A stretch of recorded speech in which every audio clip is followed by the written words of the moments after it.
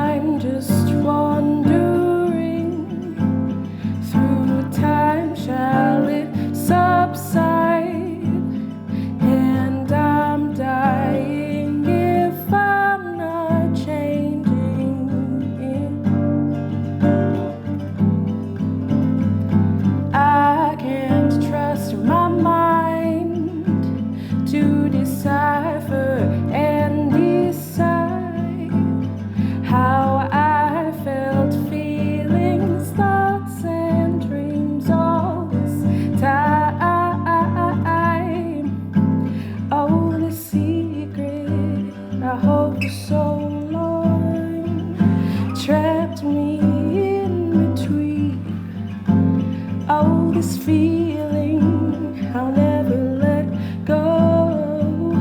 Broken parts of you I still want to.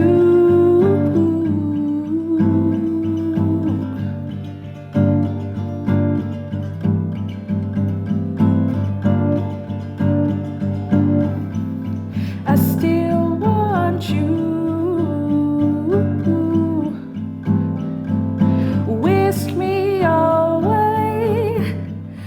Darkest foreign part of your mind,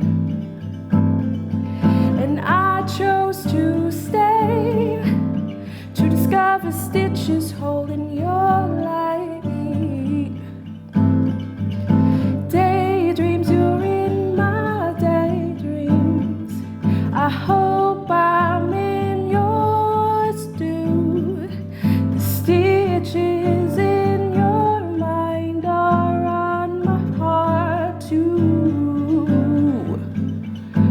oh, the secret I hold for so long, trapped me in between. Oh, this feeling I'll never let go. Broken parts of you I still want to. I still want to. I still want to. I still want to. Daydreams in my daydreams, daydreams, daydreams in my daydreams, daydreams, daydreams in my daydreams, daydreams, daydreams in my heart. Thank you so much for being here. I'm so thankful to have you. As a woman of color and an artist, the state of the world is clearly not a peaceful one right now. How has that impacted you? You know, every single day I have to be so intentional about how I spend my time during the day. And especially like starting the day with self-care. Like never have I existed in my life before I felt like, you know, I had the time or the space to take care of myself. So like starting the day right now with self-care is like my top priority, because my mental state is so fractured and so like busy and so just kind of overwhelmed. I'm having to spend a lot of time really reflecting on my life and reflecting on my experiences and thinking about how I'm going to move forward using my platform and using my voice, and how my art is going to continue to impact folks, and like what does it even look like for me to forget existing in the world as an artist, forget existing in the world like as a creative leader, but like as a Black woman, like I have never really feared for my life in the way that I fear for it now. And that impacts the decisions that I make day to day and how I spend my time during my day, and, the people that I'm communicating with, the causes that I'm trying to support, and, just the people that I'm trying to surround myself with. It's just more important now than ever before. To answer your question, like everything is just kind of moving around a lot and really overwhelming. But luckily, it's been about a month since the murder of George Floyd, and like we were just talking about before this, like I haven't slept well this entire month. I'm taking a bunch of melatonin, and I went shopping the other day for like toiletries and stuff, and I got home and I realized like every toiletry that I bought was like lavender scented, because I'm just like, I need to de-stress, like I need to like, give myself some way to relax and some sense of relief, because there's no way that I can really do that and feel at rest and feel at peace right now at all. So, but I definitely need to like carve out the time to make sure that I'm okay, so that I can continue to create and fight the fight and do the good work. So, is how this isn't a new problem. Right. This is something that those that are part of the Black and brown community, those that have experienced prejudice, have already seen and been experiencing, but now there's a heightened awareness for the rest of the world. Like they're finally catching up, Right. They're finally catching up. But what's so interesting about what you just said right now was that you have a different fear for your life. Can you elaborate on that? Yeah, I mean, there are several events this summer that I was supposed to do with folks who are not people of color, going camping, going on different trips, socially distanced, of course, but like, going to different parts of the state even. I've just communicated to people like, I do not feel safe going most places, honestly, like, especially if I'm going somewhere that I've never been before, in a city or a part of the state that I've never been. Now is not the time for me to be exploring that place right now.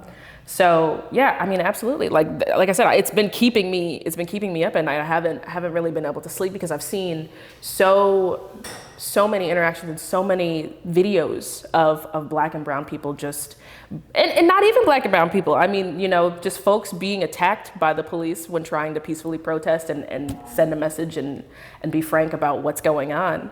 That has disrupted the peace within me. So, yeah, I mean, it's tough. It's really, really tough. And especially, I'm 25. So, I've spent up until this point of my adult life, like understanding, the Black Lives Matter movement, and, hearing about the murderings of Trayvon Martin, and the list goes on. I've been a part of that, and up until now, have never really felt hopeless or felt unsafe. But, the leadership in our country is not really advocating for any type of peace or any type of community growing, or, as a nation, everything is just kind of all over the place. So, fear of being, a victim of circumstances, being judged for the color of my skin, fear of the coronavirus on top of all of that, it's just like, it's hard not to be kind of consumed by that. But that's why I was saying, like, I'm aware of how I'm feeling. I'm aware that I'm feeling uneasy, and I'm aware that, this is a place that I have never, like, emotionally or mentally been in. Yeah. And so that's why I have to be really intentional about how I'm spending my time and how I'm taking care of myself and giving back to myself, so that I can, continue to exist as myself and grow and find ways to participate and to be of support to other folks, but also to myself. The last question I want to ask you is, what advice would you give to those watching, anybody from either side of the story, on what they can do to be a part of the change? Yeah, I think that what folks don't realize is that, no role in any of this is too small or not important, or not plausible. Every community around the world right now is facing some type of injustice or some type of inequity or just some type of trouble. And, I'm a singer-songwriter, I'm a composer, I'm a musician. So I have been using my platform, via social media and through the folks who are connected with my music to raise money to help those communities that are in need. But also, in my own music community, like I'm on a bunch of committees right now within the Michigan State College of Music to solve a lot of the visibility and diversity issues within the College of Music. And that community has committed to making students of color feel included, and to enriching their musical educational experiences. And, I'm not a professor, I'm a scholar because I'm a student, but, I don't have any real type of authority, but what I do have is my voice, and what I do have is my determination, and what I do have is the ability to communicate with folks and say, this is what's wrong, and to probe conversations of how we can talk about solutions together. So my piece of advice to people is really look and realize, like, your abilities and talents, no matter how big or small, are feasible to help contribute to a solution. Like I said, I sold a bunch of my merchandise online to raise money for the Breonna Taylor Memorial Fund. Her murder it breaks my heart. And, I've also committed to writing a piece in honor of her. Just do, you have to get really creative, because we especially here, we have a lot of resources that people don't realize you can maximize and get really creative with and contribute to something really positive. So, again, my piece of advice is, like, don't get discouraged, take care of yourself, because this is a long fight and it's not going anywhere anytime soon. And you can't fight the fight if you yourself are not in a solid place and you're not healthy and you're not well. So get creative and take care of yourself.